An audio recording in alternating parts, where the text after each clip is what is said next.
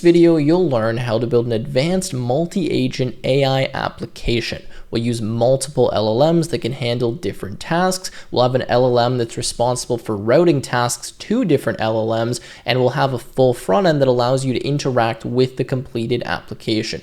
This is insanely cool. It's one of the most advanced AI apps I've built on this channel, and even though it's long, I guarantee you're going to learn a ton and really feel like you have the power to build some really cool apps after going through this tutorial. Now, as a quick summary here, we're going to be using Python mostly for all of the coding. We're going to be using Streamlit for handling the front end and interacting with our LLMs. And we're going to be using Langflow, which is a low-code visual editor that allows us to build out advanced AI flows. Now, don't worry, this is fully customizable. You can run it locally on your computer. It's really cool, and I promise you it's going to save you a ton of time, and it's definitely something worth checking out.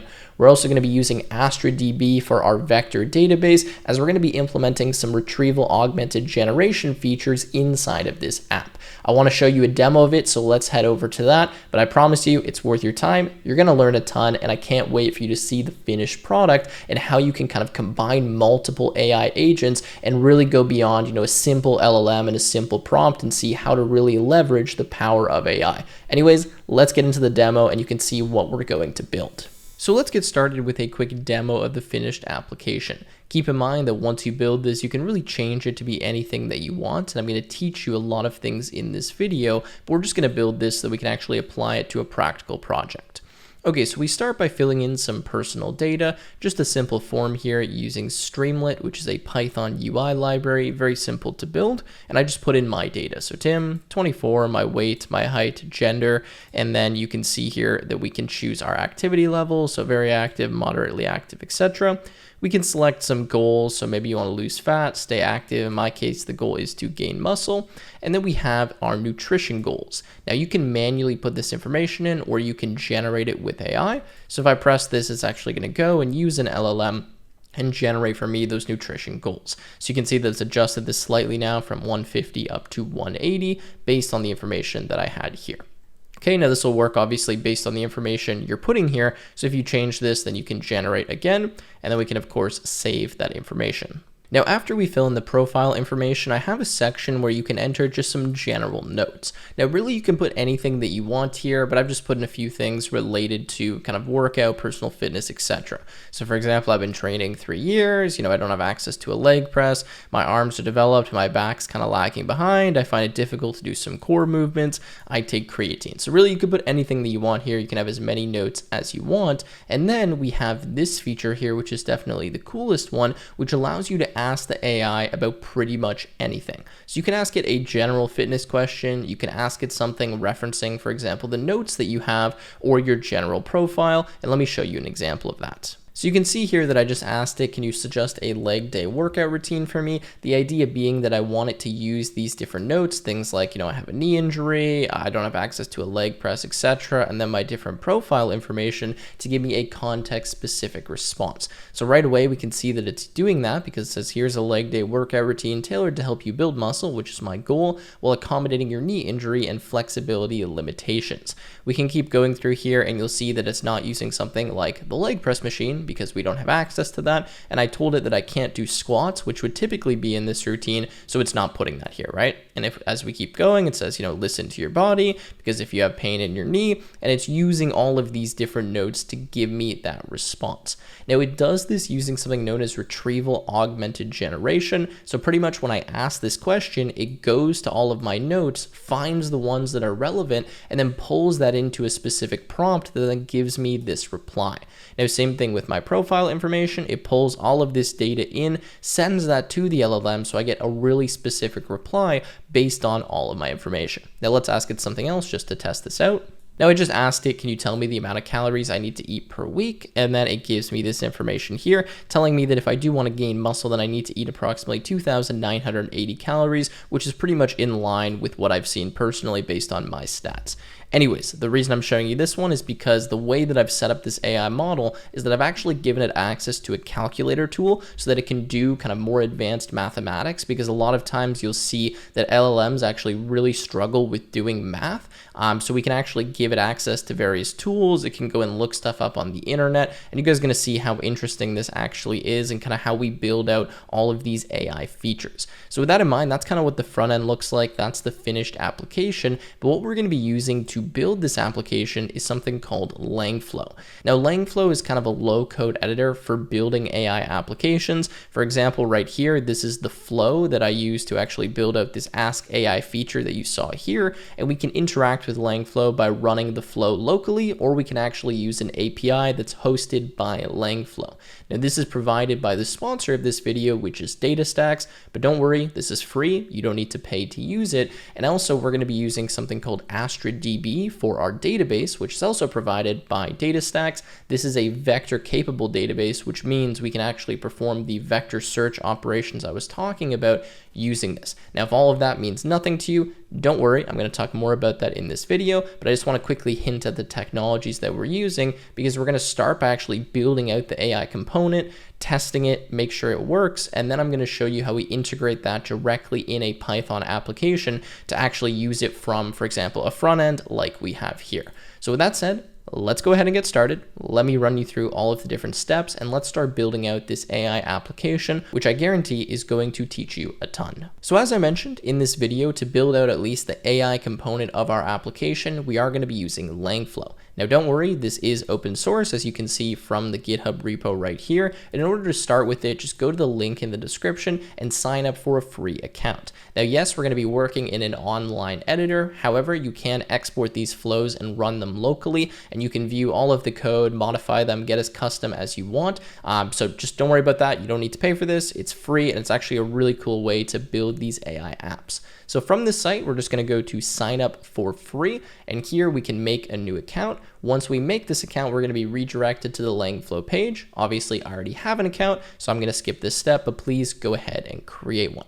And I'm just going to quickly ask you guys at this point, if you don't mind, if you just go to the GitHub repo, which I will link in the description below, and you just give it a star like I've already done, that really helps me and helps support the channel and just show the different sponsors that you guys are actually interacting with these tools. And Langflow is one that's actually super interesting, hence why I'm even allowing them to sponsor this video. And I think you guys are going to find a lot of value in it. So if you do, if you give this a star, that really helps me out. I'd really appreciate that. Anyways, I'm going to go now to my Langflow account, and let's start creating a basic flow. All right, so once you've signed in, you'll probably see a page that looks something like this. This is where you can actually create an Astra DB database, which we're going to look at later. But for now, we're just going to press on build with Langflow. When we do that, it should bring us to the Langflow editor, and here's where you can see your different projects and you can create new flows. Now, a flow is kind of like the AI project. That's just what it's called here in Langflow. So what we're going to do is just go to new project, and we're just going to make a blank flow, and I'm going to show you a really simple one to start, and then we'll get a little bit more complicated. Okay, so we're inside of our editor, and we're going to start by building out the flow that recommends the macros, so like the protein, the calories, the fat, and the carbs based on a user's profile. So the first thing I'm going to do is just click up here to where it says untitled document. I'm going to go to settings, and I'm just going to give this a new name. So I'm going to call kind of macro flow. You can call it whatever you want. You can give it a description. And then for the endpoint name here, I'm just going to do macros, okay? Now, the endpoint is what you'll actually be calling when you want to use this flow, because what will happen is all of these flows will actually be accessible via a public API, and you just need like a token in order to use them. So I'll show you how that works, but the point is from our Python code, we can just send a simple request to this /macros endpoint, which will be hosted by Langflow. We can provide our token, and then we can actually start using this flow just as we would like a normal API. So it's really cool and easy to actually integrate with these. Okay, so I'm going to go to that for settings. Notice here we also have the ability to import and to export and to view the logs. But for now, of course, we want to build out this flow. So a flow always begins with some type of input. That can be a text input. This is something coming, for example, from the API, or it could be a chat input coming from the chat window that they have in this kind of playground tab. So if you go down here, you have a playground where you can kind of mess with your flows. Anyways, we're going to do 2 text inputs to start. So what I'm going to do is rename this first text input here goals. So the first thing I want to pass to my model is the various goals that we have. So do we want to gain muscle? Do we want to lose fat? We want to know that so that we know how to recommend the different macros for this particular user.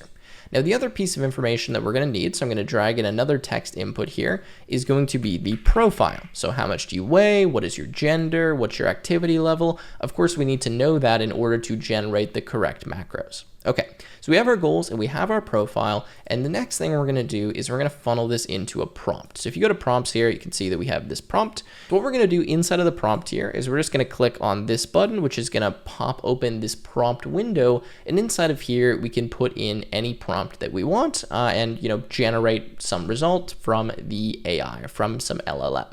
Now, inside of the prompt, if you want to have some kind of variables, some dynamic information, you can put those inside of curly braces. So where it says prompt variables here, I can do something like, for example, profile, something like goals. And you'll notice that if I just save this, what will happen now is they'll kind of highlight in bold. And now I have two new inputs to my prompt. So you can see I have goals and profile, and what I can do is I can take my goals text input and just connect that to goals. And then same thing with profile, and now whatever I put for these inputs will be passed into this prompt template as the goals variable and as the profile variable.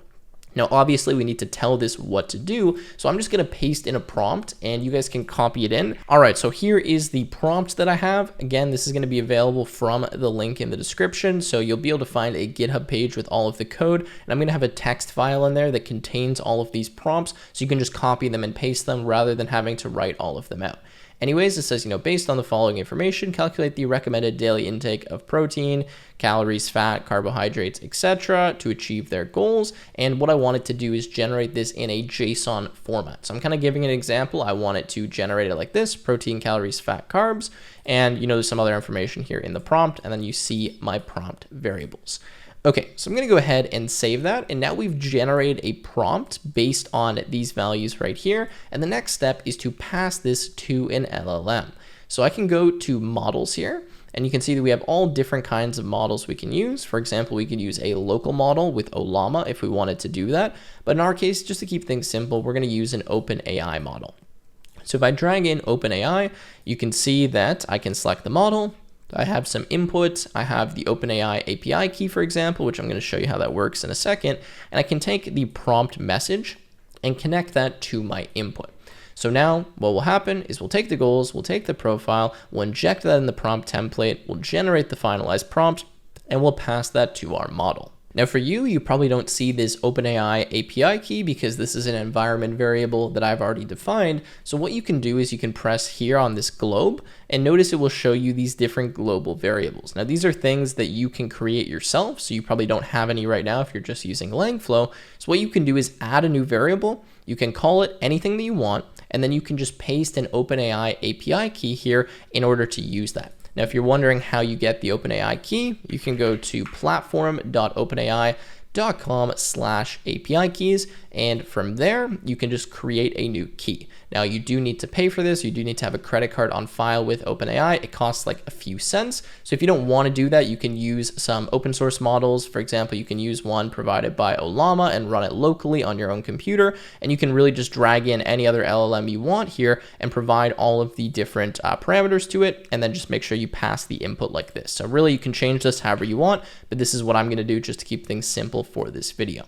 Okay, so now that we have this, the next thing that we can do is provide some output. So a prompt always starts with some input, and it usually ends with some type of output. So if I go and close some of these here, you'll see that we have output. So I'm going to use a text output, and I'm going to take the text, and I'm going to provide that as the text field to the output. Now I'm going to change the name of the text output to just say result, just so it's a little bit easier for me to understand. And now I have created a flow. So I have two inputs, I have my prompt, I have my model, and I have my output. This is great. How do you test this? Well, you can actually test individual elements here by simply pressing the play button, and you can run the flow up until that point. But if you want to run the entire flow just from this UI here, you can go to the playground, and you can pass some goals and a profile, and then just run the flow, and then it will give you some kind of output. So for my goals, for example, I can say muscle gain. For my profile, I can say, weight 75 kg, Let's go height, 175 centimeters. And what else do we want? Maybe gender, male. We don't need to fill everything in, just want to do a quick example. And then I'm going to press on run flow. And if there's any errors, we'll see those and we can fix them. Otherwise, it should give us some output. So if we go to outputs here, we can see the result is this. And we have protein 150, calories 3000, fat 75, and carbs 450. That looks good to me. Obviously, it's not always going to be perfect because we are using an LLM. You can see that it generated that result. Now, if we wanted to change this, maybe we make this fat loss, for example, it should probably give us less calories. So let's run the flow again, wait for that to finish, and then let's go to the outputs and see the result that we're getting. Okay, so go to outputs. You can see now that our calories have dropped to 2000, our carbs have gone down quite a bit, and so is our fat, and that's exactly what we were looking for. Okay, so there you go. Our model is now working, and you can kind of go in here and inspect everything that's going on. For example, I can inspect the output here. So when I do that, it shows me this is what was injected inside of the prompt.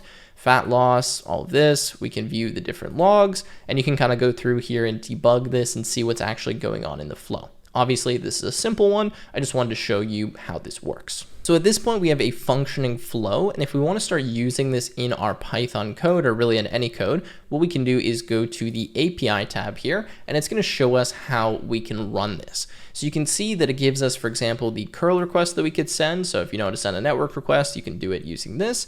Gives us an example using the Python API. So this means we're going to call the Langflow API, and we're going to ingest the result here in our Python code. So it kind of gives us some sample code to do that. We also have the JavaScript API, and then we have the ability just to run the flow locally. So you can see that we can actually install the Langflow module using pip. So just pip install Langflow, and then we can run the flow. And now you might be asking yourself, okay, this looks interesting, but how do I actually pass, for example, the profile information or the goals? How do I pass those inputs? Well, that's where this tweaks kind of field comes in. So if you go over here to tweaks, you can see all of the different values that you have. So goals, profile, prompt, etc. If you go to goals, for example, and you write something else here, like, muscle gain, whatever, and we go to profile, and let's just go, name Tim, like that. Okay, if we go back here to Python code, you'll actually see that it shows us how to pass this. So it says in the text input, we have an input value and it's muscle gain. In the text input, we have another input value and it's the name equal to Tim. So these are kind of the IDs of those different text inputs. And now all we have to do is pass this tweaks field, or this tweaks dictionary, to this function, and it will run the flow using these new tweaks. Okay, same thing from the Python API. I'm going to show this to you later, so don't worry, we'll actually do it in code, but I just wanted to kind of give you an idea of how this runs before we go and build the more next advanced flow. Okay, so this one here, we've got the macro flow built. The next thing that I want to do is build that kind of Ask AI flow. And then once we have both of those flows, I'll show you how we run those from Python code. And then once we're running it from Python code, we can go and build the user interface and do all of that. Okay, so let's make a new flow here. We're just going to click up here and go to new. From new, we're going to give this a name. So let's click into here, go to settings. We're going to go Ask AI. I'm going to call this V2 because I already have one called Ask AI. And let's go Ask AI and then dash V2. Okay, so that's the endpoint, and I'm just going to leave the description blank. Okay, so for this flow, it's going to be quite a bit more complicated because I want to show you really what Langflow can do here. And what we're going to do is kind of have two different routes we can go down. So I'm going to have one route, which is just going to answer the question based on the context. So given the different notes that we have, given the profile, it's going to answer the question. I'm then going to have another route, and what that's going to do is have access to a calculator. So if we ask it something math specific, it can calculate that with better accuracy. That's because LLMs usually struggle doing math, or they can make some silly mistakes. So what we'll do is kind of have a router, and the router will redirect our request to either go to a tool calling agent or to kind of our normal agent, which is going to bring in information like our notes and our profile. Anyways, you'll see how it works. Just bear with me as I build this out.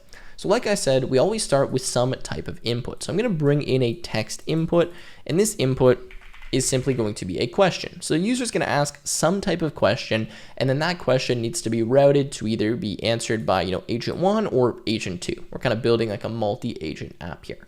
So we're going to build out the first flow where we have access to the calculator. So to do that, I'm going to bring in a prompt. Okay, and for my prompt here, I'm going to write something a bit more unique that you may not have seen before. So I'm just going to copy something in here. Again, this will be available from the link in the description. And you can see it says you are a decision-making assistant and your task is to respond with either yes or no, nothing else. Here's the input question. If the user is requesting anything that involves math, respond with yes. If the user is asking a general question or making a request that does not involve math, respond with no. So what I'm trying to do here is I'm trying to use an LLM to just give me a yes or no reply. And then if the LLM types yes, I'm going to go and I'm going to use the math calling agent.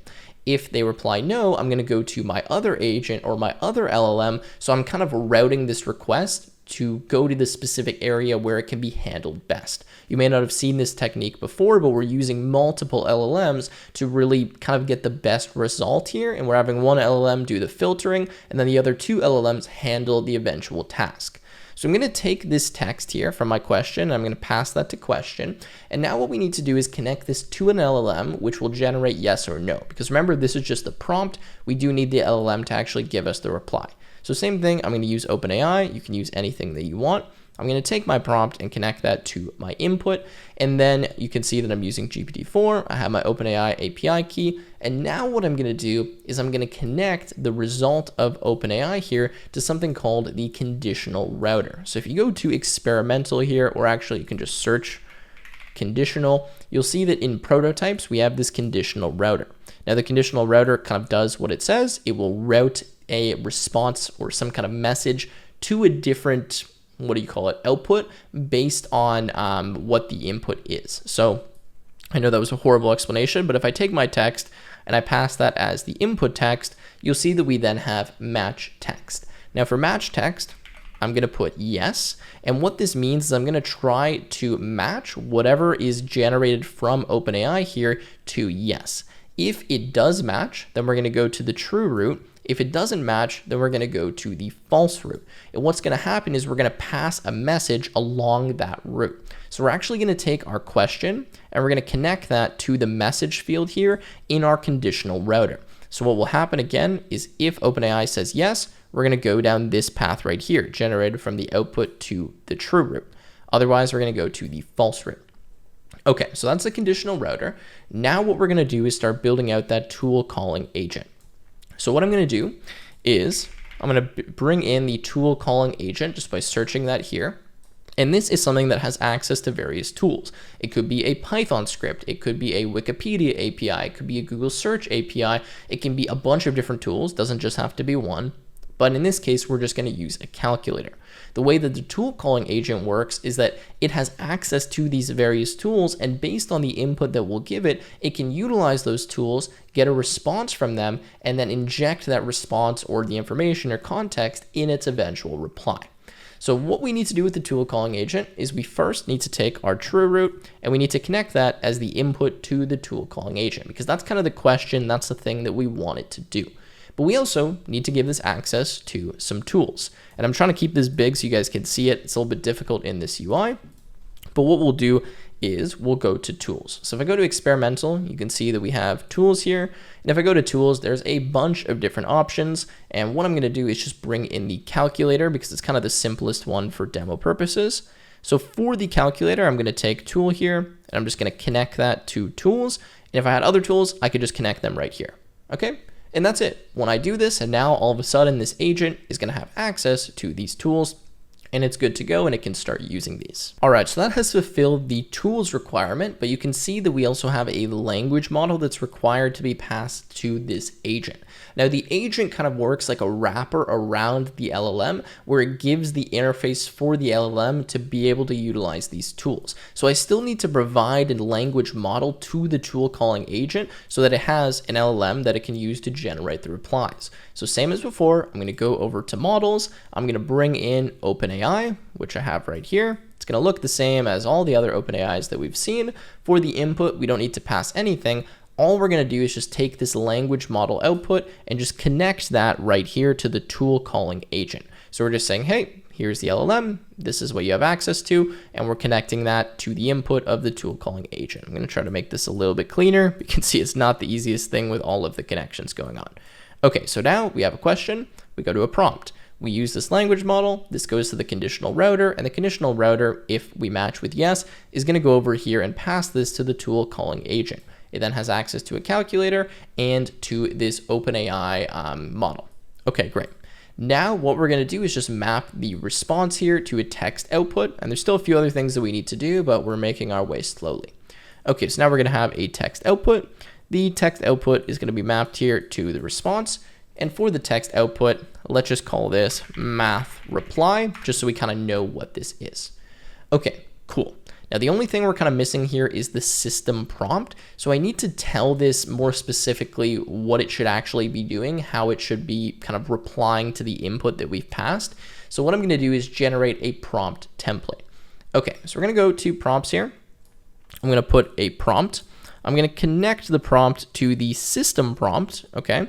And what we're going to do here is write a custom prompt. All right, so I just pasted this one in here, but it says you are a helpful assistant that can use the tools provided to answer questions. You have access to user profile and notes, which can help you assist in your answer. The user profile is this, and the notes and facts are this.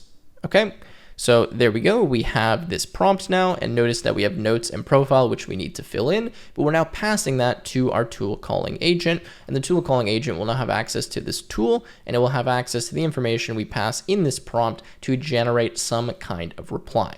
This will only be used if we need to do something related to math. If we need to use something else, then we'll use a different agent, which I'm going to show you in a second. Okay, but now we need to take in the user's profile, for example. So what I'm going to do is I'm going to have a text input here. And for the text input, this is going to be called profile. Now what we're going to do here is just connect the profile to this where it says profile. So now we have another text input. So we have our question as well as our profile. We'll pass both of those in, and then we can take the profile, pass that to the prompt, and use that in our agent. All right, so that is the profile component. Now we're going to move on to the notes.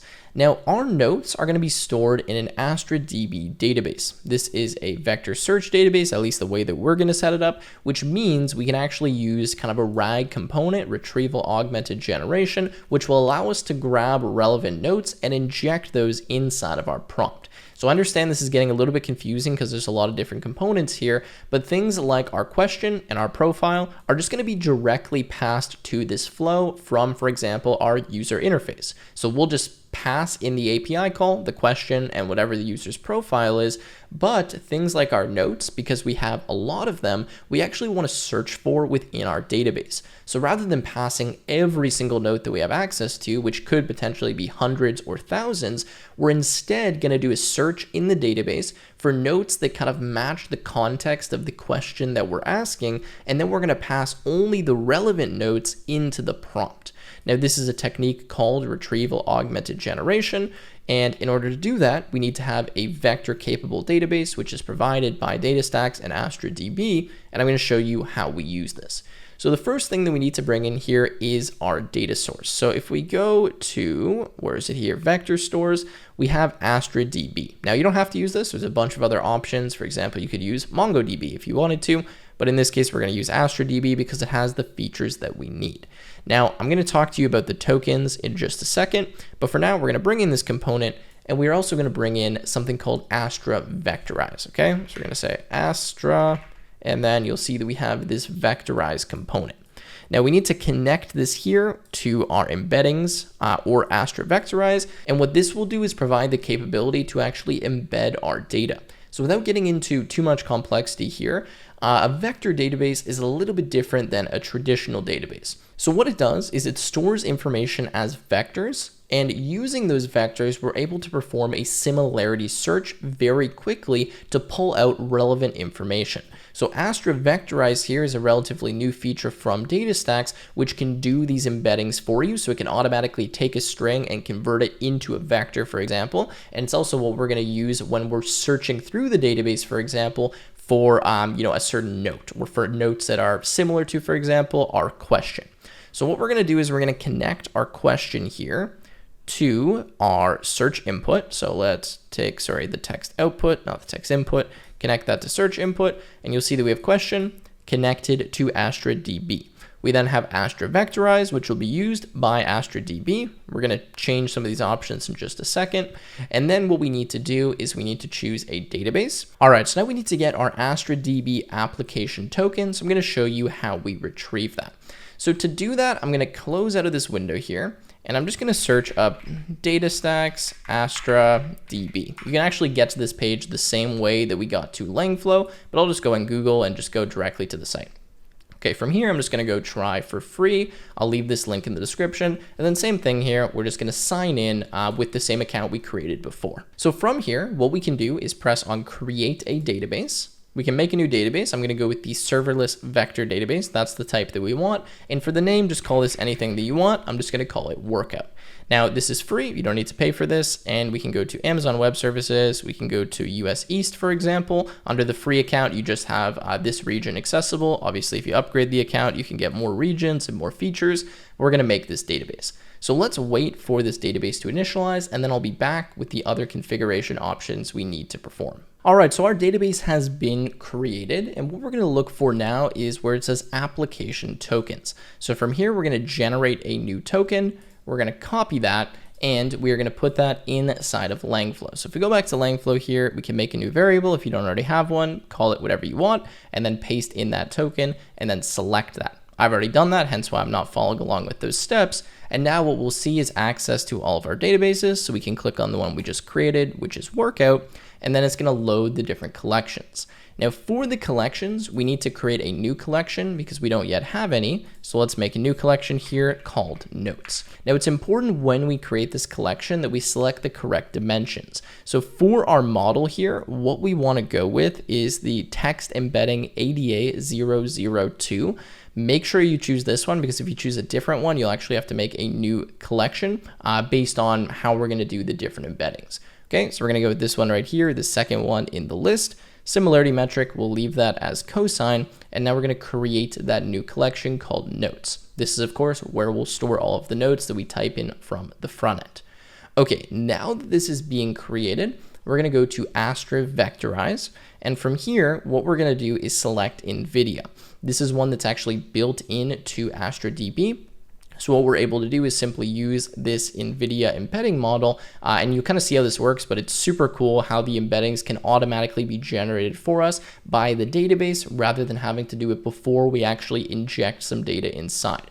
That might not make sense to you right now, but you're going to see that when we start adding notes to this database, we can use this new vectorize feature, and all we have to do is just pass a specific key, and then AstraDB will automatically take care of vectorizing the data for us rather than what we would normally need to do, which is us creating the embedding model, vectorizing it ourselves, and then adding it to the database. Anyways, for the model name here, if we click on this and we go to info, you'll see that there's a bunch of different options. For example, we have the NVIDIA one, which is what I want. So I'm going to copy this NV embed QA, and I'm going to type that here. So let's actually leave this open.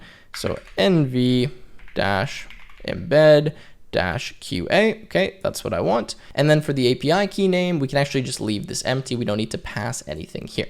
Okay, so we have our model name, we have our provider, we have now passed the collection that we want to use for this vector search. Now we can start connecting the other components. All right, so what we're going to do next, let me just move some of this around so there's a bit more space, is I'm going to bring in a new component here called parse data, okay? So we're going to take in parse data, and what parse data is going to do is it's going to take our search results, and it's going to parse this, which is not yet a string, and turn it into a plain text string that we can actually pass to our prompt.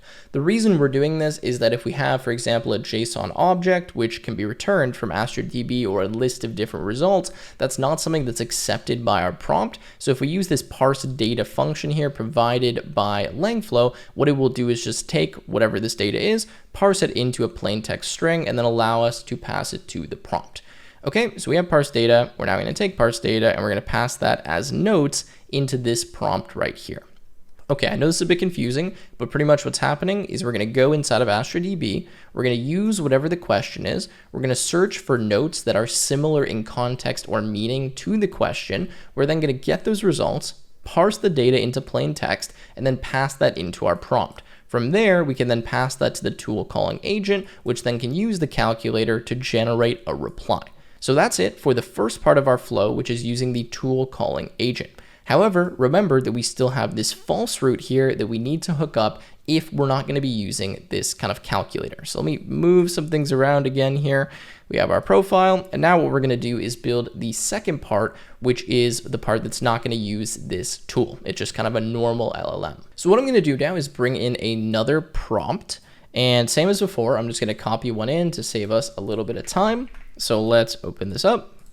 Let's paste in another prompt, and you can see it says, you are a highly experienced personal trainer and dietitian, an expert in health, nutrition, and fitness. You have access to detailed profile information about the user, including their nutritional habits and biometric statistics. Use the following context to provide a personal, accurate response. So you can see that we have, let me remove this here, the profile, the user question, and then the notes and the facts. Okay, so we have that inside of the prompt. I'm gonna go check and save. Now when I do that, it's going to create those 3 prompt variables for me, and what I can do is pass all of my data. So my profile, boom, I can just connect that here. My notes, I can connect that here, and then I need to grab my user question, and the user question I'm actually going to take from the false root. So if I go to false root and I drag that here, that will now be the question. So rather than taking it directly from here, I took it from the conditional router, which means this prompt is only going to be triggered if we conditionally route this side. So if we're not using math, then we'll go this way. Okay. Now from this prompt, this is great, but it only works if we connect it to an LLM. So let's go to a model. Let's bring in another OpenAI model. Now for the input, that is going to be the prompt, and then this will generate some kind of reply. And then the reply just needs to go to a text output field. So what I'm going to do is have another output here. This will be a text output. We're going to connect this here, and we're just going to call this maybe advice or something. Okay, so this will be advice, and this one is math reply. And now we know the different outputs from our different kind of chains that we have inside of this flow. All right, I know the flow is a little bit confusing, but I wanted to show you something that is a bit more advanced, that's using multiple LLMs, the conditional router, the RAG feature here with Astra DB. So you guys kind of get the sense of how to build something more than just the simple flow that we looked at before. All right, so we are almost ready to test our flow, but we do need to do one change that I just realized here. So we're gonna have to go back to Astra DB. Let me just refresh this here so we get our kind of updated database. And you'll see that we have this notes collection. Now, what we actually need to do is we need to delete this and make a new collection so that we can enable the vectorize feature, which you cannot do from the Langflow UI. You've got to do it directly from here, which I just realized. So what we're going to do is just delete this. Okay, so we're going to delete notes, and we're just going to make a new one called notes, where we're going to go through the UI here. So I'm going to go notes. We're going to make sure vector enabled collection is checked. For the embedding model, we're just going to select NVIDIA, keep it here, NV embed QA. For the dimensions, same thing, 1024, and then cosine. Okay, so just leave this all default and then press on create collection. Okay, this is going to take a second. What we're going to have to do once this is created is we're going to have to go back here. We're going to refresh Langflow, and we're just going to make sure we click on the notes collection again, just so it refreshes and updates and we don't have, for example, a missing collection. Okay, so I just came back here and I just re-clicked on notes. Everything looks good. And now we should be able to test this flow. Sorry about that, guys. Just a minor little mistake there.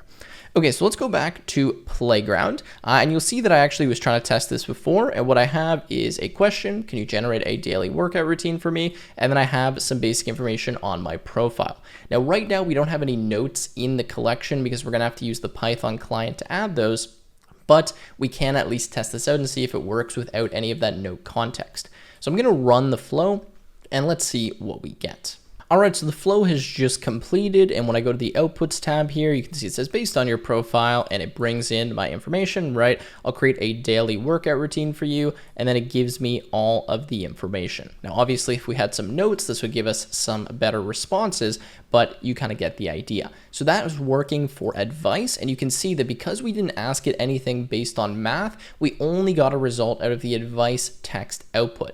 Now, notice if I hover over math reply, it kind of shows me, hey, we don't have anything here because it didn't use that part of the flow. So now what we want to do is change the question around and ask it something based on math so that it will give us this math reply. So let's try something here. All right, so same thing here. I'm saying how many calories should I eat each week based on my profile. Let's run the flow and see if we get that math reply. Okay, so you can see now we're getting the math reply because it went through this side of the flow and says based on the calculations, and kind of gives us all this information and tells me the total amount of calories I should eat per week, and is using the calculator tool in order to calculate that. Okay, so that's awesome. The flow is working, and the next step now is to understand how to run this from Python code. All right, so what we're going to do is press on API here, and for API, we're going to go to tweaks. We're going to go to question, and I'm just going to make this different. So I'm going to make this equal to question. Okay, we're going to go to our profile, and we're going to make this equal to profile just so that there's a change happening here. And then we're going to go to the Python code. Now I am going to show you how we run this from the API, but for this flow first, I want to show you how we run it locally. So notice now that I've made these changes, it's showing us which values we can override here in order to pass in our data. So what I'm going to do is just copy all of this code. I'm going to open up VS Code, and we're going to use this and run our flow locally. So let's open up Visual Studio Code, and what we're going to do is just open a new folder. I've already done that, so just make sure you've got a new folder open, and then inside of here, we're just going to make a file called main.py. In here, we'll just paste all of that code that we got. Now what we can do is we can remove everything other than the text inputs that we're overriding. So we can just leave it so the tweaks dictionary looks like this. And then what we need to do is we need to download this flow file, and we need to pass in a few different environment variables. So let's do that. We're going to go back to Langflow here. Let me open the right window. We're going to go here, and we're going to go to export. Okay, from export, we can give this a name. I'm just going to remove the spaces. So ask AI v2. We can save this with the API keys. So let's go ahead and do that and export. And let's go to the folder we created. I called this workout app, and save the JSON file. So now if we go back to VS Code, you should see that we have ask AI v2. This is a JSON version of our prompt that contains all of the connections and all of the different values that we gave it. Okay, so you can see kind of everything is inside of here, and using the Langflow module, we're able to run this. However, in order for the Langflow module to work, we need to install a few packages. So we're going to go to our terminal here, and we're going to type pip install and then Langflow. And also we're going to install Python -.env so that we can load in environment variable files.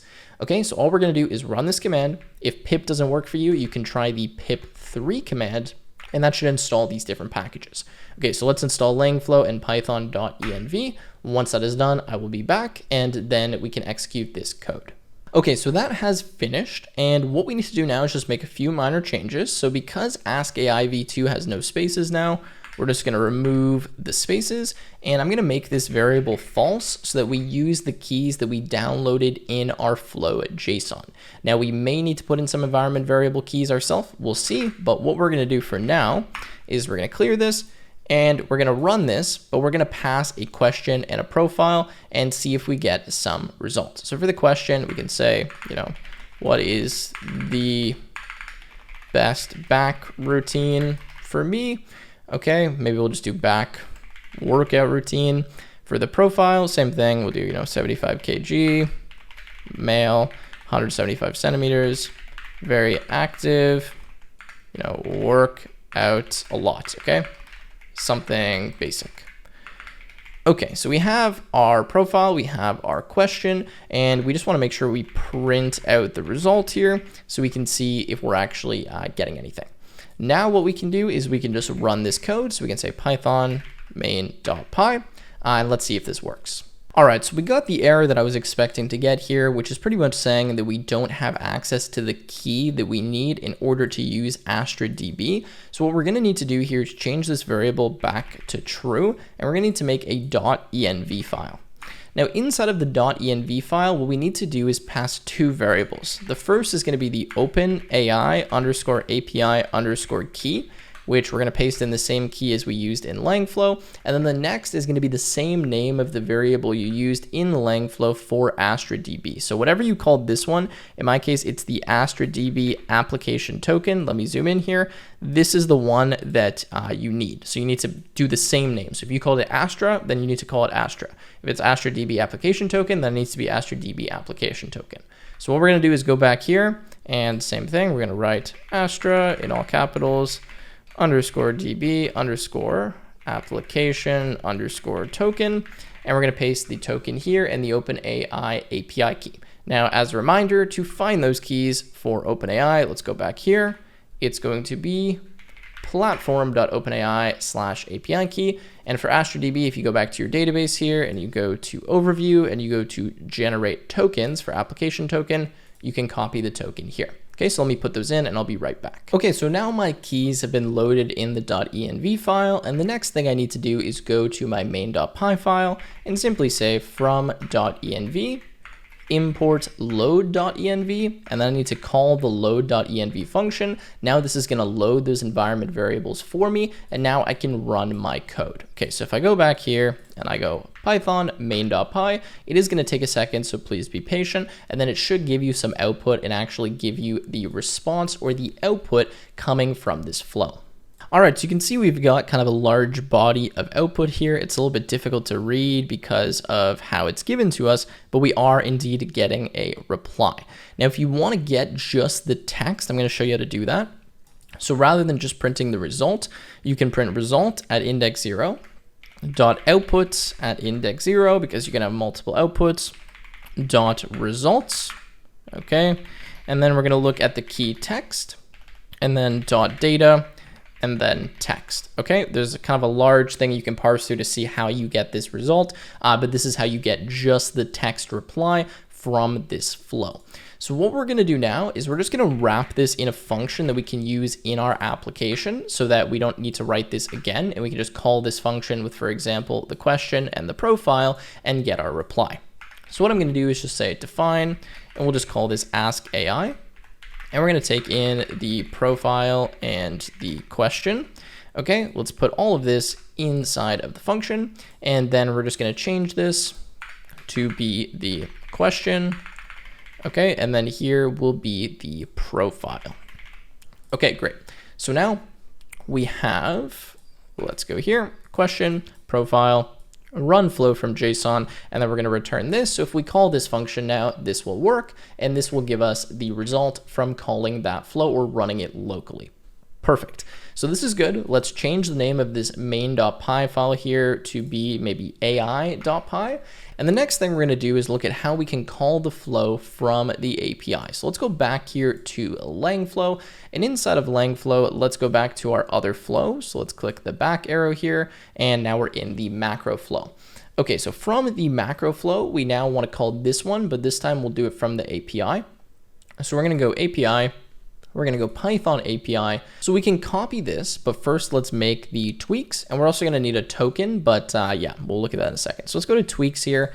For goals, we're just going to change this to say goals so that we can identify it. And for profile, same thing. We'll just change this to say profile. Okay, now we'll go to the Python API. You can see now this is kind of updated for us. And let's copy everything that's inside of here. Okay, so we're going to go, and now let's just paste this inside of this AI file. All right, so let's start modifying this. Now I'm actually going to remove everything up to the main function because we don't need that. We're going to keep the run flow function, but I'm going to get rid of the comments because I don't really need those. And we're going to remove everything except our text inputs from our tweaks. Okay. Now, what we're also going to do is we are going to get our application token. So we're going to find that in a second. Flow ID is good, okay, and we're going to start changing a few other things. So in run flow, rather than endpoint, we're just going to manually change the endpoint to say macros, which is the one that we're using, so we can remove this variable. And we also can get rid of this flow ID because we don't need that because we have the endpoint manually defined here. Okay. So now we'll remove some of these other things like these imports that we don't need, this upload file thing. Let's get rid of this Langflow stuff. Warnings, we don't need that. And we'll take typing and requests, and we'll just put that at the top of our code. Don't worry if you're not following along here. All of this will be available from the link in the description in case you want to copy it. Now, just for sanity's sake here, I'm going to take these 3 variables. I'm going to put them at the top of my program because I like to have my kind of constants defined at the top. And for the tweaks here, we're going to wrap this in another function. So I'm going to say define, and this is going to be get underscore macros. And for the macros, we're going to take in our profile and our goals, and then we're going to define this tweaks variable. And for the goals, we're going to pass the goals, and for the profile, we're going to pass the profile, and then we are going to return the run flow, and we are going to pass to the run flow the following. So for the message, this can just be empty, and then we want to pass tweaks is equal to, and that's going to be this tweaks variable. Okay, let's fix the formatting, and now we have our get macros function. Now we are almost finished, but what I need to do is get this application token, and I want to store that inside my environment variable file. So what I'm going to do is I'm going to import OS, and I'm going to change this line to say os.getEnv, and this is going to be Langflow underscore token, like that. And inside of my environment variable file, I'm going to create a Langflow token and make it equal to the token that I get from Langflow. So if I go back to Langflow here, I can generate this token, which I'm going to do. I will then copy the token, and I'm going to paste it in my environment variable file under the variable Langflow token. I'll be right back after I do that. All right, so I just put the Langflow token in my environment variable file. Let me just zoom in a little bit here so you guys can read this better. And what we're gonna do is we're just gonna modify the response.json that's returned here so that we get the actual text message rather than just all of this JSON. So in order to do that, what we're gonna do is have response.json, and then after this, we're gonna look at the, actually not results, it's gonna be the outputs at index 0. This is going to be very similar to what we've seen before. And then this is going to say outputs again at index 0. And then we're going to access the results. And then we're going to access the text. And then it's going to be the data. And then it's going to be the text. Okay. So that's what we're going to return here from this function. And now we can actually test this out and run the flow. So what I'm going to do is call this get macros function. So let's go here and say get underscore macros, and we need to pass it a profile and some goals. So for the profile, let's just pass in a text string here, and we're just going to say, maybe, what should we do here? We'll go like name, Tim, age 24, weight 75 kg, and then we can say 175 centimeters, goals, muscle gain. Or actually, goals is a separate one. So sorry, let's go here and we'll say muscle gain is the goal. Okay, and then we're just going to print this result. So we'll say result is equal to this, and then just print it and make sure this is working. Okay, so that is going to run the get macros, going to call this function, going to go into run flow. It's going to send that HTTP request to the base API URL, the Langflow ID, and then our macros endpoint, which we can change and which we defined. It's going to pass our authorization token, and then we're going to parse out the response and hopefully get what we're looking for. So let's try this here. Let's clear and run main.py. And what is the issue here? It's saying, oh, main.py does not exist because we renamed it. So let's go python ai.py and see what response we get.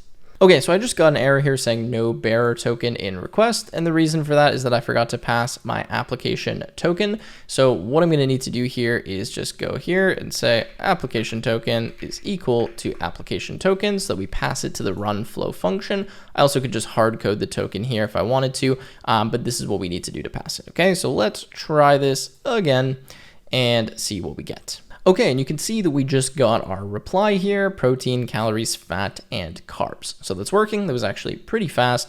And now you can see that we are able to call this using the API. Okay, so now we have the ability to use these. Let me just remove the function call here so we're not doing that every time we run this file.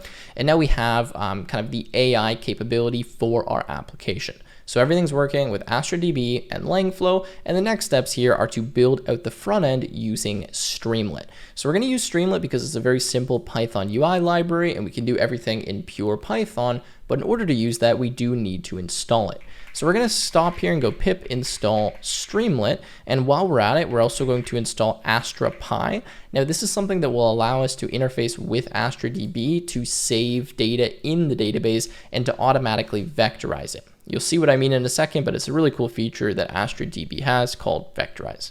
Anyways, let's install these different modules, and then we're going to start building out the UI. And in the UI, we're going to ask the user for all their profile information, and then we're going to use these functions that we just wrote to interact with those different flows that we built in Langflow. All right, so all of that's installed, so let's start setting up some different files here. So I'm going to start with just a main.py file, which is going to be the main entry point of my Streamlit application.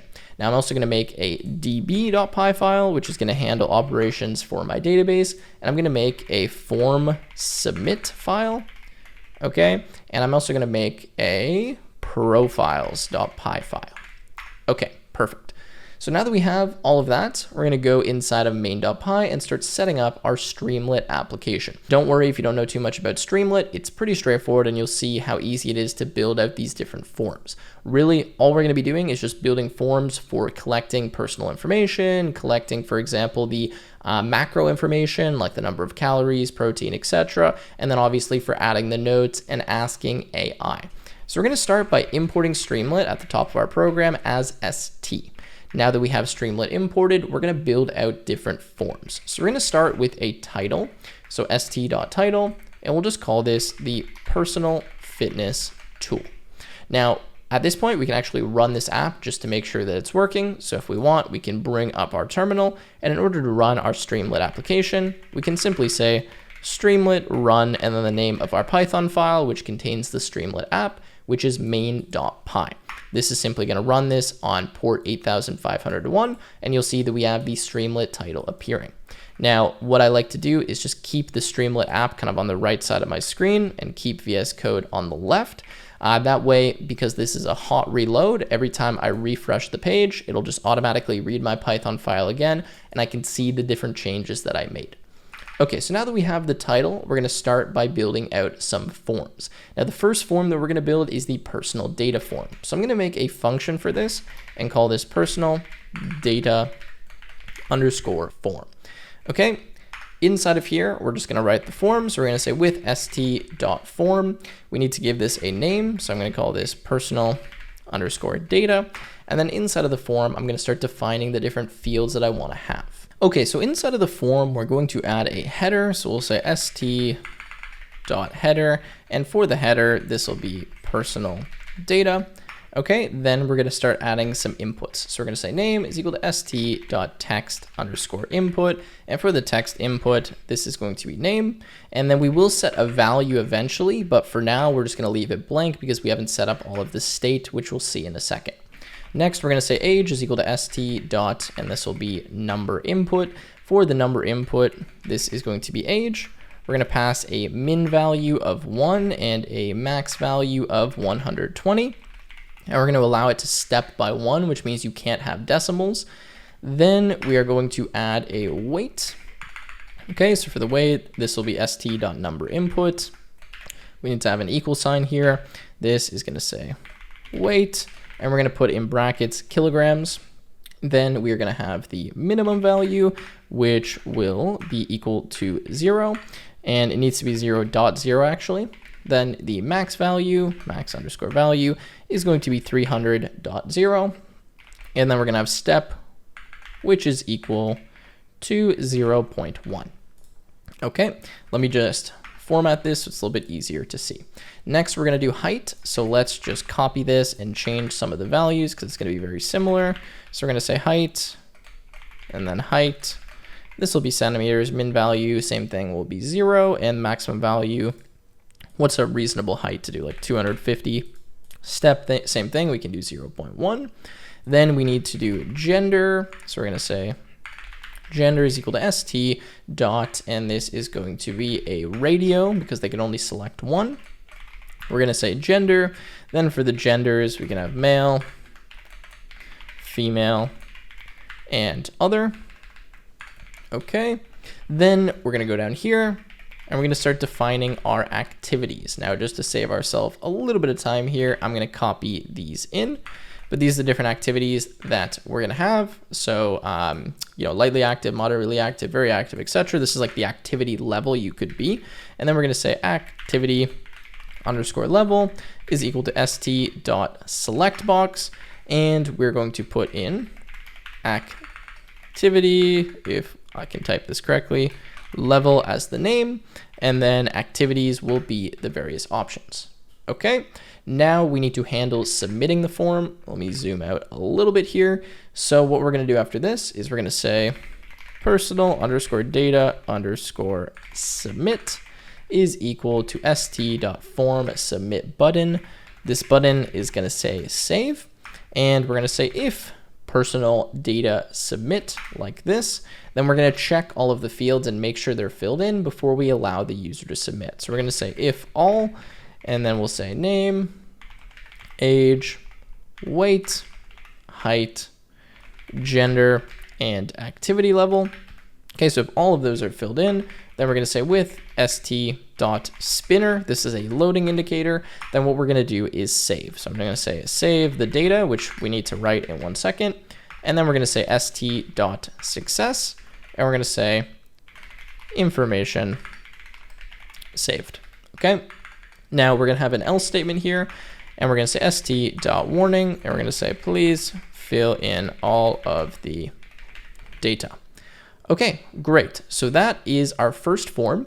What we're going to do is we're going to make this a fragment by adding @st.fragment.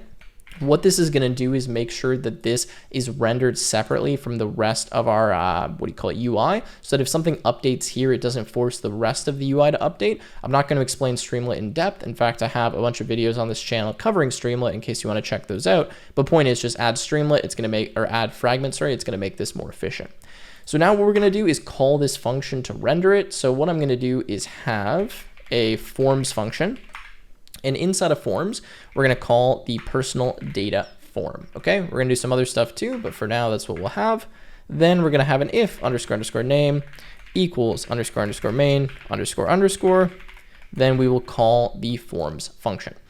Okay, so now if I refresh this, you should see that we get this form popping up. We have name, age, weight, height, gender, and then activity level. And if I click save, you can see that we got an issue here. All takes exactly 1 argument. Let's fix that. Sorry, this needs to be an array when we use all, or a list. So let's correct that. Let's save this again. And if I try to press save, it says please fill in all of the data because we need a name, for example, and let's make this, and then save, and it says information saved. Perfect. So now that that form is complete, what we're going to do is make it so we can actually save the data in AstraDB. That way, if you come back to this form, you have this data saved. You don't need to keep filling it in multiple times. So let's go ahead and do that. All right, so we're going to go into db.py. Inside of db.py, we're going to say from AstraPy import the data API client. We're then going to say from .env import load.env. We're then going to say import Streamlit as st, and we're going to import OS. Now inside of database, this is where we're going to handle connecting to the AstraDB database that we've already created. So we're going to start by calling a load.env so that we load our different environment variables, and then we're going to load in the following. So we're going to say endpoint is equal to os.getEnv, and this is going to be the Astra endpoint, which I'm going to show you how to find in 1 second.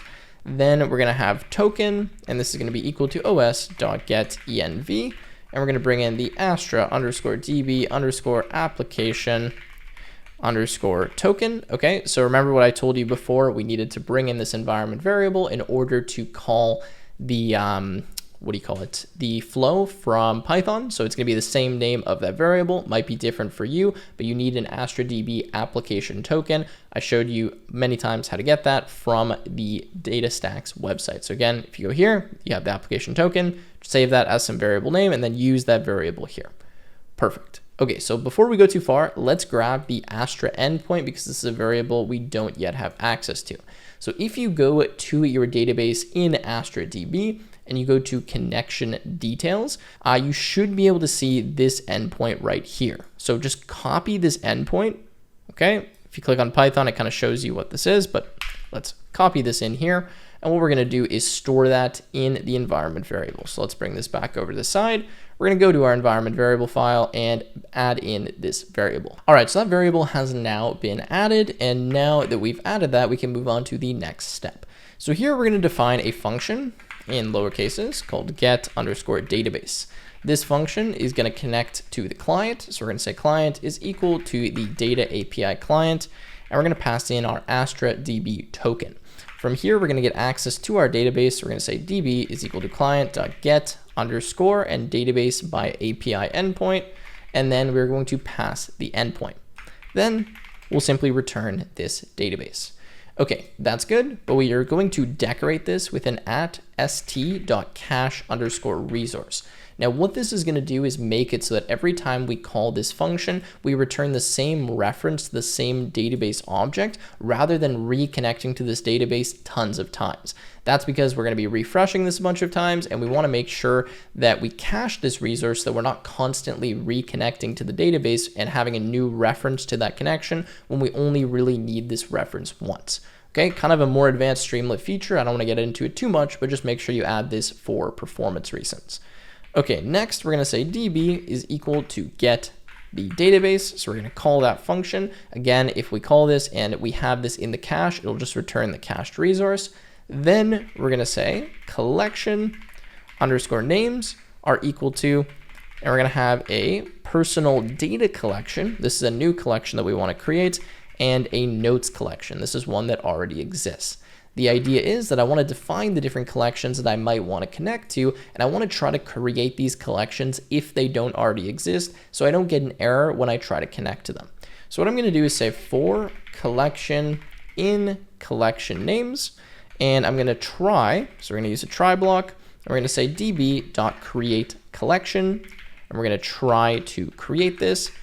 Otherwise, we're just going to pass. Okay, very simple. All we're doing, looking at the collections, trying to create them in the database if they don't already exist. If they do already exist, an error will occur and we'll just pass over it. That's fine. We don't need to handle that. Okay, now we're going to connect to those collections. So we're going to say personal data collection is equal to db.getCollection, and we're going to grab personal_data, and then we're going to say the notes_collection is equal to db.getCollection, and then notes. Okay, so what I'm doing is I have two collections, one for storing my notes and one for storing my personal data. The personal data is going to be like the information in my form, like my name, my age, my weight, my calories, my goals, all of that kind of stuff. Okay, so I'm just defining these two different collections in here, and now I can import these and use them when I want to, for example, update this data. So what we're going to do now is we're going to go into this profiles.py file, and we're going to start kind of setting up saving the user's information. So we're going to say from .db import personal data collection and the notes collection. Now what we're going to do is we're going to say define get_values. We're going to take in an _ID.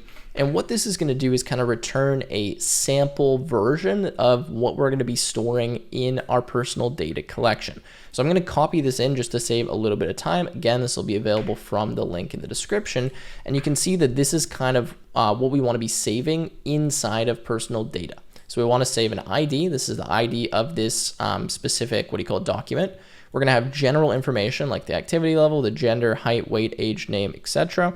We're going to have the user's goals, which will be stored in an array, and then we're going to have their nutrition information. So calories, protein, fat. These are just some default values that we'll start with, and then obviously we'll modify them as the user changes information in the field. So the idea here is that when we don't yet have any information saved in the database, we'll start with this so that we kind of have the schema already created.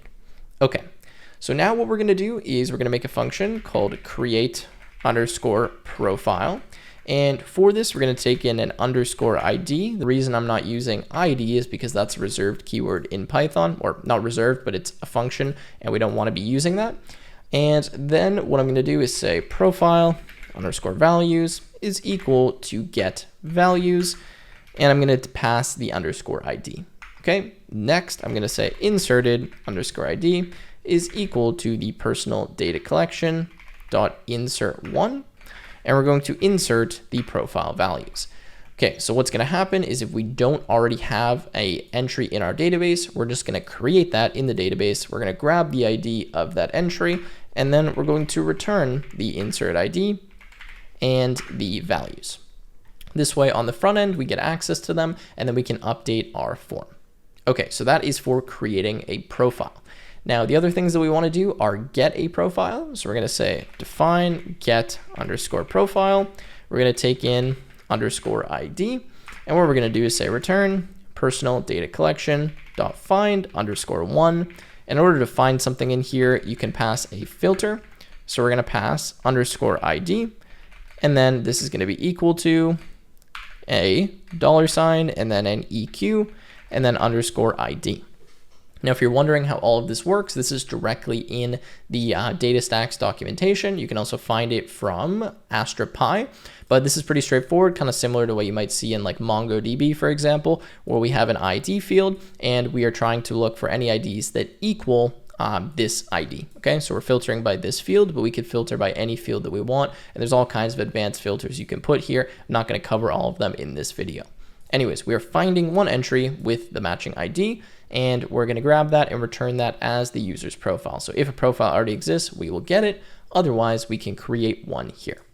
Okay, lastly, I'm going to say define get underscore notes.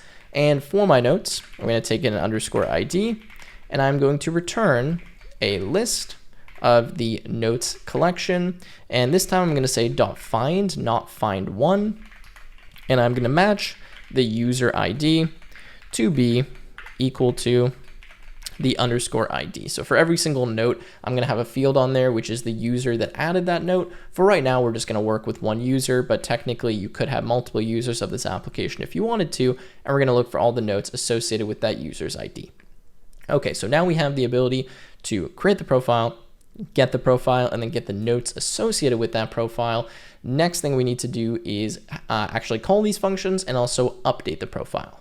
So let's go into main.py here and start using this. So we're going to say from dot, and this is going to be profiles, imports, and then we're going to import the create profile, get notes, and the get profile. Okay, now also before I forget, we're going to make an underscore dot py file. We just need this so that all of these files can be imported properly and we don't get any errors when we do what's called a relative import. Okay, so now we're going to go down to this main function, and inside of the forms function, we're going to start loading in some of this data. So we're going to start by saying if profile is not in st.session underscore state. This is a place where we can store information that can be shared between different components and kind of saved within the current state or run of this application. So we're going to start by looking to see if profile is in the state. If it is not in the state, we're going to say profile ID is equal to 1. We're then going to say profile is equal to get profile, and we're going to pass the profile ID of 1. And we're going to say if a profile does not exist, so if one is not in our database, then we need to create one. So we're going to say profile ID, comma profile is equal to create profile, and we'll pass the profile ID. The idea is the following. We check, okay, is the profile loaded in our state? If it's not loaded in our state, that means that we either need to get it, and if we get it and it doesn't exist, that means we don't yet have one, so we need to create one. Okay, so we're going to create the profile, and then after all of that, we're going to say st.session underscore state dot profile is equal to profile, and then st.session underscore state dot profile underscore ID is equal to the profile ID. Okay, so all we're doing is saying, have we already loaded it? If we have, then we don't need to do any of this. If we haven't loaded it, we need to try to get it. If it doesn't exist, we'll create it. And now we have this profile and we can start using that within our state. Now we're going to do the same thing for notes. So we're going to say if notes is not in st.session underscore state, we're going to say st.session underscore state dot notes is equal to get notes. And this is going to be st.session underscore state dot profile underscore ID. Okay, now the reason why we don't need to do all of this for the notes is that if any notes or if no notes exist, then that's fine. We'll just have an empty array. We don't need to deal with anything more, whereas with the profile, we actually need to create kind of a new default one. Okay, so that's that in terms of loading this information and calling those functions. But now what will happen is we will have a profile stored in our ST session state. So what we're going to do is we're going to use the profile values now to fill in the values in our form so that as soon as the user saves information, for example, it will actually be persisted and we'll see it update in the form. So we're going to go to all of these fields and we're going to start filling in values. We're going to say value is equal to, and this is going to be profile, and then general, and then name. And we need to load in profile. So we're going to say profile is equal to st.session_state.profile just to make it a little bit shorter. So again, if we just go back here, you can see that we have a profile. In the profile, we have general. General has some fields. So what we're doing here is we're saying, okay, well, we have access to the profile. So whatever the profile value currently is, that's what we want to display. Okay, so I'm going to copy this and do this for all of my components. So this is going to be general, and then what is first? Age. This is going to be weight. This is going to be height. Now for the gender here, it's a little bit more complex because I can't just pass male, female, or other. I need to pass the index of male, female, or other. So what I'm going to do is I'm actually going to say genders is equal to, I'm going to copy these and paste them here. I'm going to pass this genders variable, and I'm going to say genders dot, and we're actually going to index this, and this is going to be profile general, and then we're going to say dot get, and then gender, and then we're going to default to male. And the reason I'm doing this is because if we try to index something that doesn't exist, we'll get an error. So I just want to make sure that if for some reason the gender is not defined, we default to this rather than getting an index error. Okay, now we need to do the same thing for activities. So for activities, this is going to be index is equal to activities.index, and then profile, general, and then dot get, and then this is going to be activity_level, and we're going to default to, what is this one? Sedentary here, like that. Okay, and let me save this so you guys can actually read what's going on. Okay. So now we have all of the values filled in here in the form, and now we need to actually just call the save data function. So to save the data, this is going to be a bit different because we need to actually update the existing data. We're not creating a new profile. So now we need to write a function that does that. So we're going to go inside of form submit here, and we're going to write the function that will update the data for us. So we're going to say from .db import the personal data collection, and we'll also import the notes collection. We're then going to say define, and this is going to be update underscore personal underscore info. And what we're going to take in is existing, update underscore type, and ** kwargs, which stands for any number of keyword arguments. The idea is I want to make this a general function that will allow us to update pretty much any kind of part of our personal information. So let me show you how that works. So if we look at our profile here, you can see that we can update general, we can update goals, and we can update the nutrition, for example. So we're only going to be updating one of these fields at a time. So that's kind of how I'm going to write this function to work. So I'm going to say if the update underscore type is equal to goals, because notice if we look here, the goals is stored as an array, not an object, then we're going to change kind of how we're updating this. So if update type is equal to goals, we're going to say existing, which is our existing profile, is going to be goals, or at goals, sorry, is going to be equal to kwargs.get, and we're going to get goals, and if for some reason it's not passed, it's going to be an empty list. Okay, then we're going to say the update underscore field is equal to, and we're going to say goals, and then this is going to be with existing, and then goals. Okay, I know this seems a bit weird, just bear with me. Kwargs is going to be a dictionary containing all of our key value pairs that are passed to this function. So what I'm looking for is goals inside of our keyword arguments. I'm then going to update my existing profile to be equal to these new goals, and then the update field that I'm actually going to apply when I do this in the database is going to be goals is equal to this.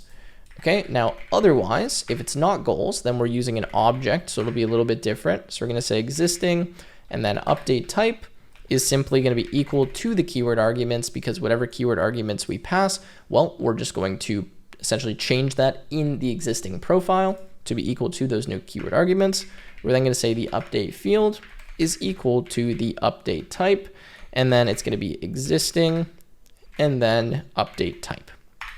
Okay, then we're going to say the personal data collection dot update 1, and the first thing we pass is the entry that we want to update. So we want to update, let me fill this in correctly, underscore ID, and then this is going to be existing at underscore ID.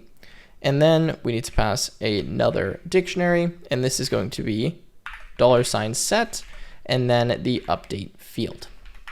Okay, so what's happening here is we're saying we want to update this record, the one that has this ID, and we want to set whatever the field is, so this essentially, to be equal to this new thing. So that's kind of why I'm writing this. I'm saying, hey, if you're passing us goals as the update type, then we're going to say existing at goals is equal to these new goals. The update field is going to be goals, so we just changed that. If it's any other update type, like if we look here, general or nutrition, then we're just going to update the general or nutrition to be equal to whatever new field you pass in here. Okay, so that's going to update our personal info. While we're here, we may as well just write the update fields for our notes too. So we're going to say define add underscore note. To add a note, we're going to take in a note and the profile ID, and we're going to craft a new note. So we're going to say new note is equal to user underscore ID, and this is going to be associated with the profile ID. We're then going to say the text is simply going to be the note that the user wants to add. And then we're going to add this $sign and then vectorize. Now, when we do this, we can pass the type of content that we want to be vectorized in our vector database. And what will happen is DataStax and AstraDB here will automatically convert this, whatever we pass, to a vector and store it in the database. So rather than what I was talking about before, where we would need to kind of generate our own embedding model, use the embedding model, create the vector, it'll just automatically be handled for us because we set that up in the AstraDB database. Now, in order for this to work, we do need to pass a metadata field as well. So what I'm going to do here is say metadata, and then we're just going to say ingested, and this is going to be at datetime.now, and we just need to import datetime for that to work. So we're going to say from datetime import datetime. Okay, and let me just save this so that it gets formatted. So that's our new note, and then what we need to do is add this note. So we're going to say result is equal to the notes collection dot insert 1, and then we're going to insert the new note, and then what we're going to do is say the new note at underscore ID is equal to the result dot inserted ID, because what will happen is this will generate a unique ID for us when it's inserted into the collection. So we just want to update that ID on the note so we have access to that. So that's what we're doing. And then we'll return the new note.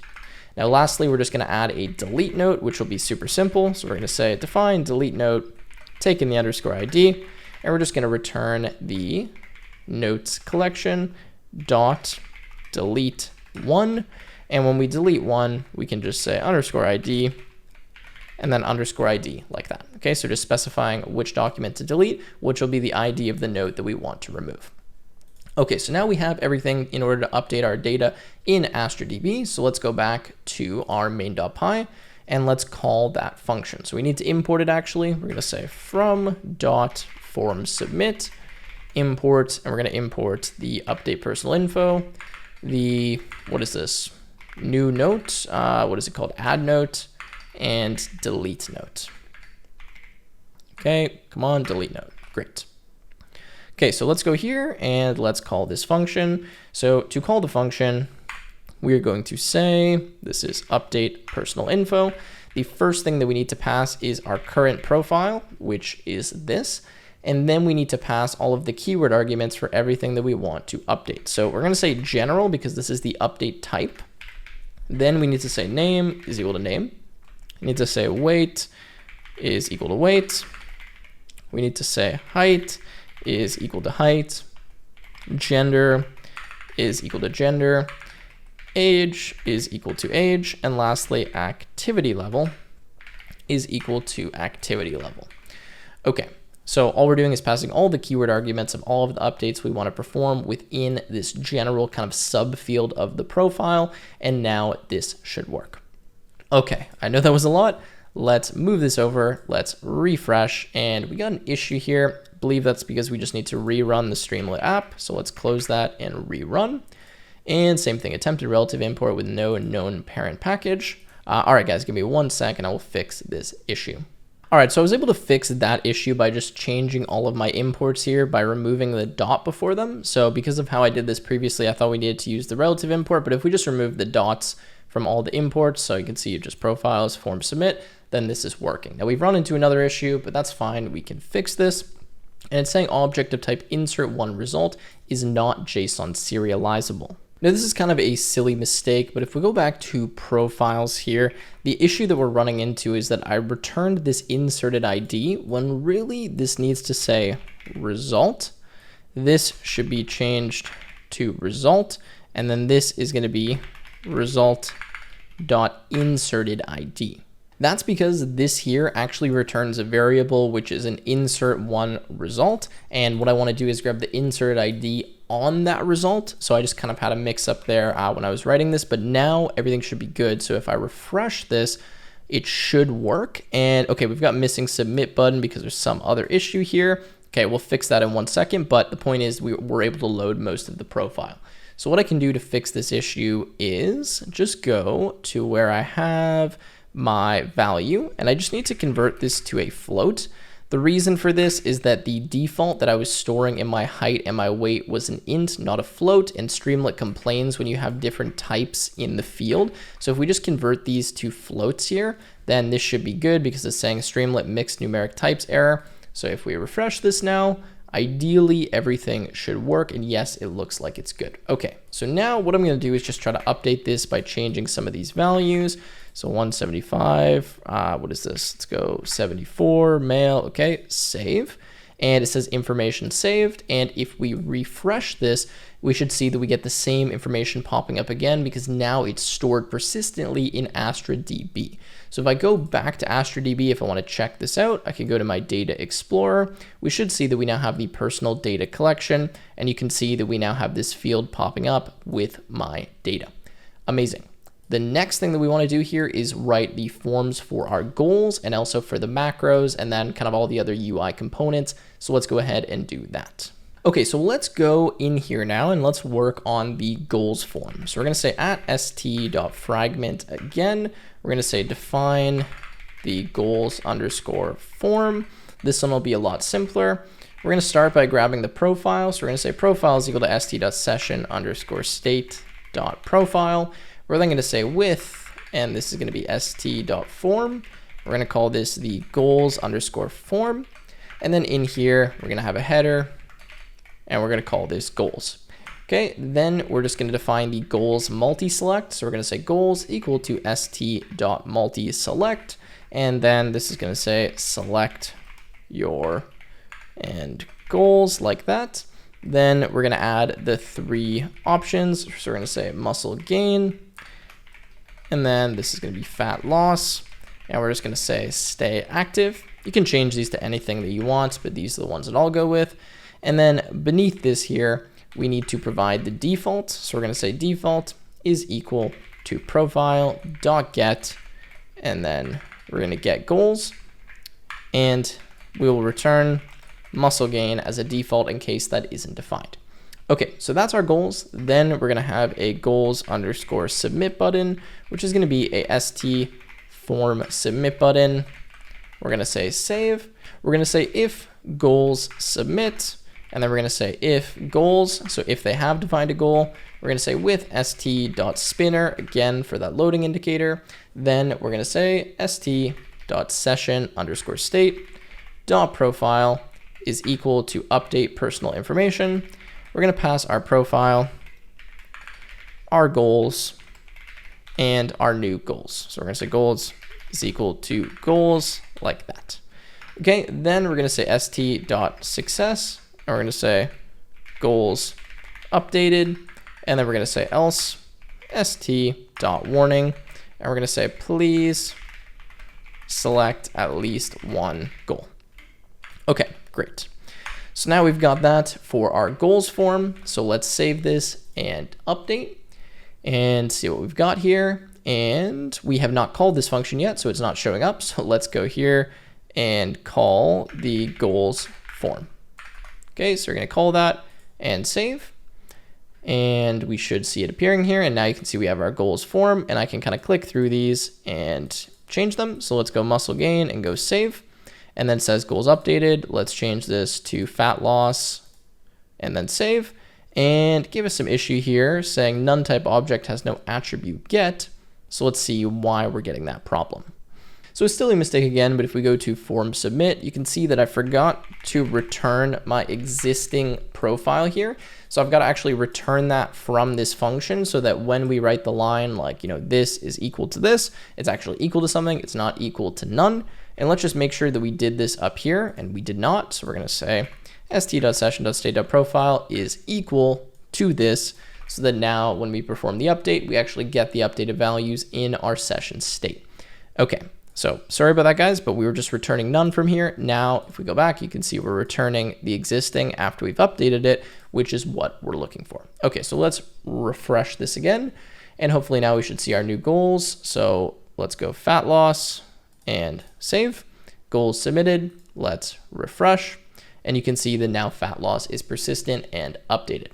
Okay, amazing. Next thing we want to do is the macros with that button that allows us to kind of ask AI for those recommendations. So let's write that in. All right, so we're going to make a new function again. This time we're going to call it macros.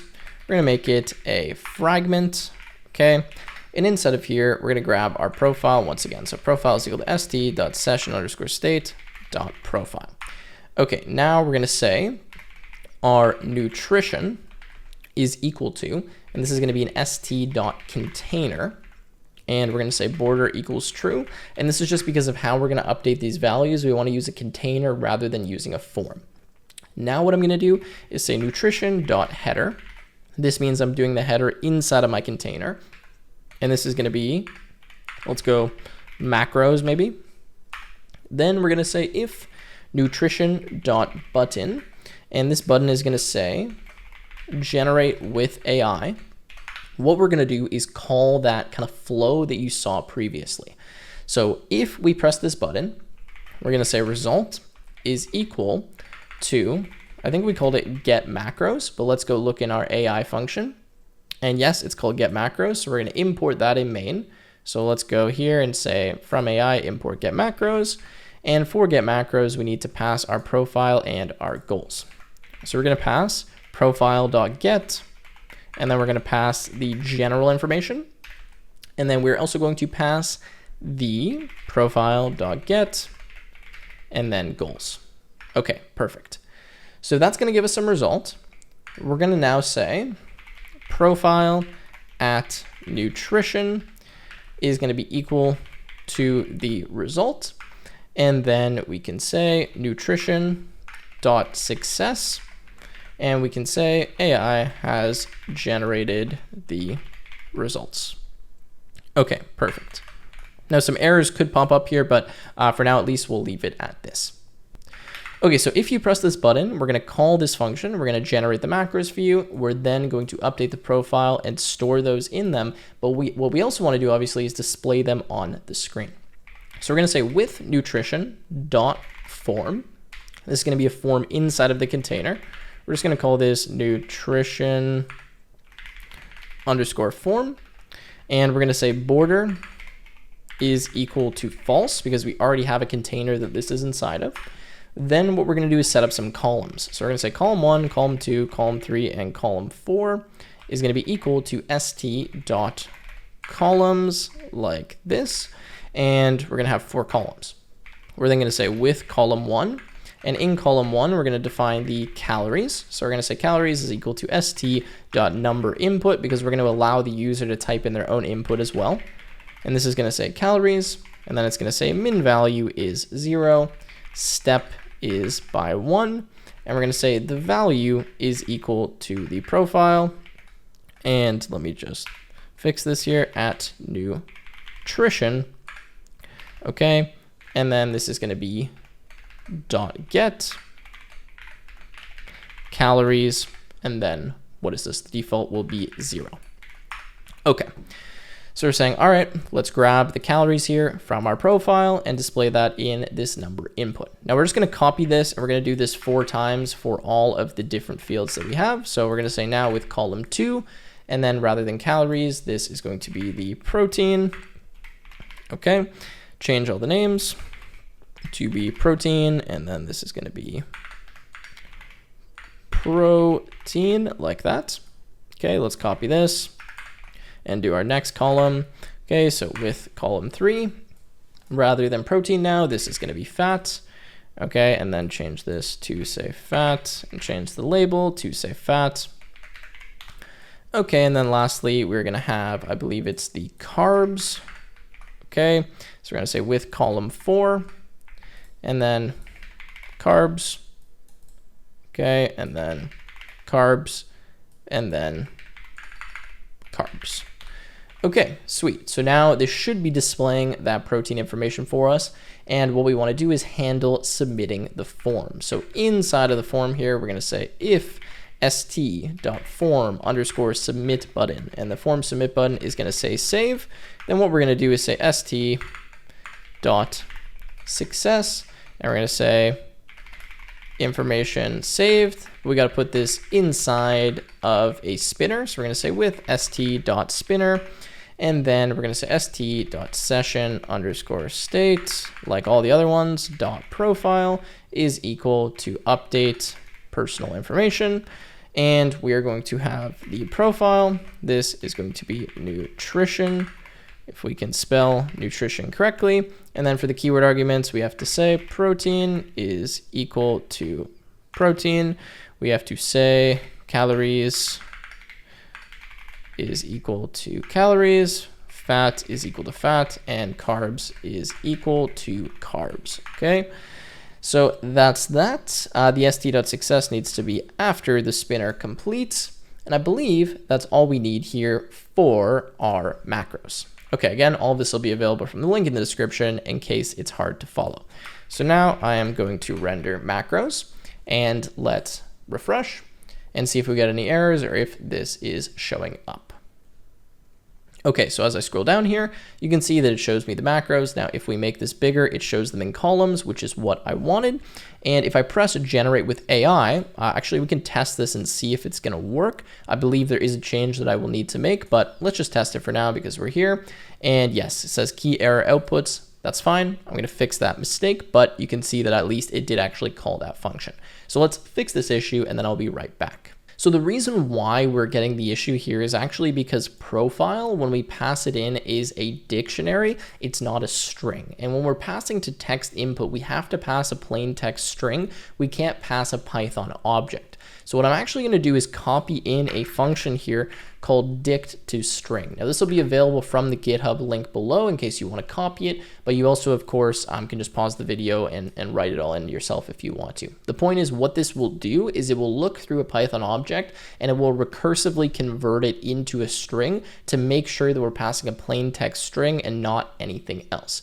Seems a bit confusing, but it's fine. All it's doing is just taking a dictionary and converting it to a string. So now what we're going to do is for our profile, we're just going to say dict_to_string.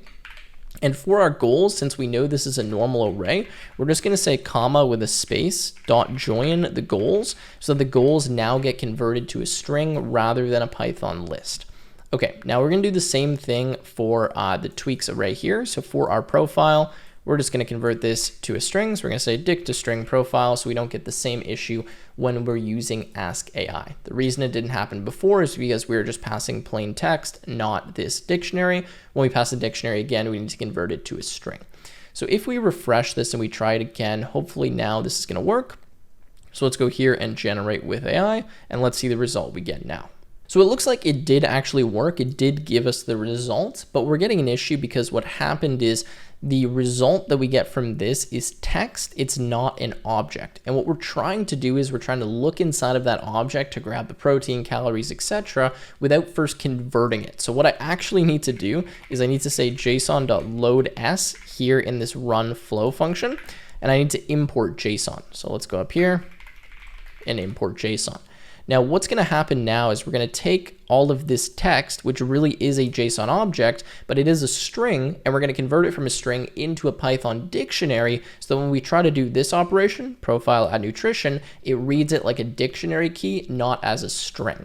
So I'm hoping that's going to fix the issue here, just kind of live debugging with you guys. That's what happens when you build complex apps. And if I come here and go generate with AI, we can test this out again and see if we get an error or if it gives us the new results. Okay, nice. So it gave us the results here. Obviously, if I change some of these, so I change from fat loss to muscle gain and I save that. If we run this now, I'm hoping it's going to give us some more calories. So let's see. And there we go. Went up to 2,800 calories, which is exactly what I was looking for. Perfect. So this is working, the AI generated results. And now that that's working, we're in the home stretch. The next thing we have to do is add the notes and ask AI. Okay, so let's go back to main.py and let's now add the form for adding the notes. We're almost finished here. So we're going to say define notes. This is going to be an @st fragment as well. And inside of notes, we're going to say st.subheader, and we're just going to say notes like this.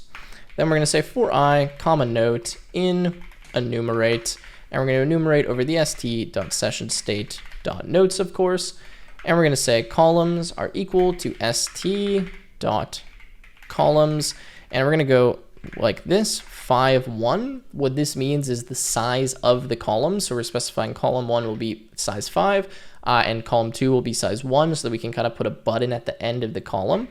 We're then going to say with columns at index 0, st.text, and this is going to be the note.get, and then text.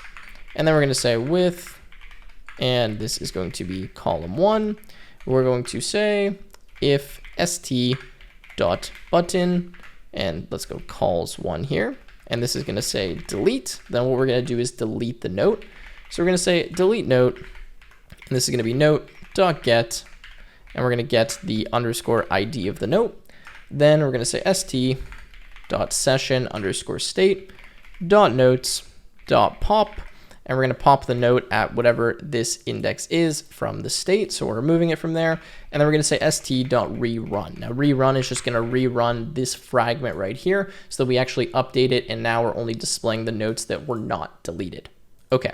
So that's displaying all of our notes, but now we need an input for adding a note. So we're going to say new note is equal to st dot, this should be text input, and this is going to be add a new note. Okay, then we are going to have if st dot button add note.